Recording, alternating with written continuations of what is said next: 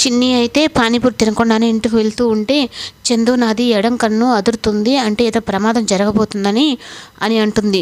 అవేం లేదులే చిన్ని అంటే లేదు మామ చెప్పింది అలాగే జరుగుతుందని. అమ్మ సేఫ్గా ఇంటికి వెళ్ళిందో లేదో వెళ్దాం పద చందు అని చెప్పని అక్కడికైతే వెళ్తుంది.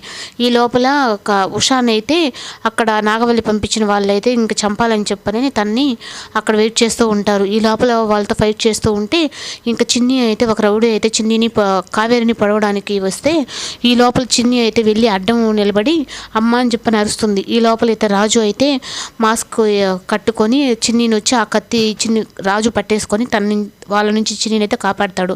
అలా రక్తం పోతూ ఉంటే చిన్ని అయితే ఇంకా కావేరి థ్యాంక్స్ అండి అని చెప్పని వాళ్ళతో అంటుంది. అప్పుడు చిన్ని అయితే ఎందుకు ఇంత రిస్క్ చేయకండి నైట్ పూట వెళ్ళిపోండి అని చెప్పని చందుకి చిన్నికి అయితే చెప్తుంది ఉష. అప్పుడు అక్కడి నుంచి ఇంక రాజు కూడా వెళ్ళిపోతుంటే నువ్వు రాజు అని చెప్పని పిలుస్తుంది చిన్ని. అప్పుడు నువ్వే నాకు తెలుసు అని చెప్పని